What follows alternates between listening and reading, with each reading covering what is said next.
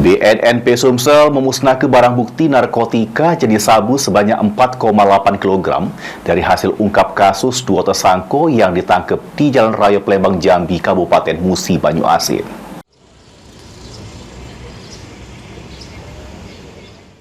Badan Narkotika Nasional Provinsi BNNP Sumsel melakukan pemusnahan barang bukti narkotika jenis sabu sebanyak 4.810,19 gram.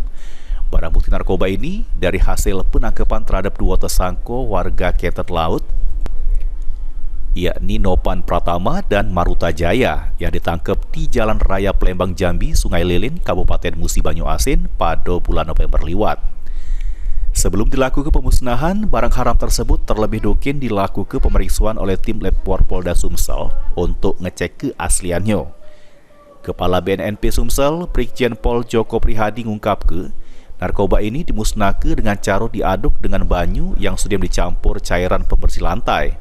Hal tersebut bertujuan untuk mencegah dan mengurai resiko kemungkinan penyalahgunaan barang bukti tersebut oleh pihak-pihak tertentu.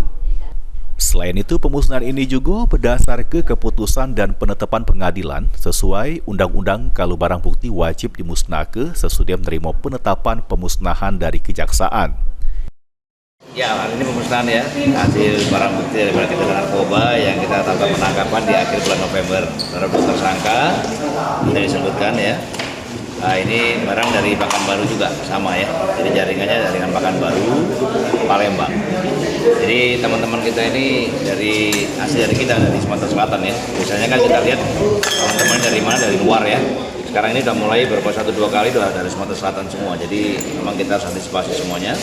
Terus kita memberikan pengingat-pengingat pada kita semuanya untuk memberikan masukan-masukan kepada generasi-generasi jangan mudah terpancing, ya. Jangan mudah melakukan usaha-usaha yang terlarang seperti ini.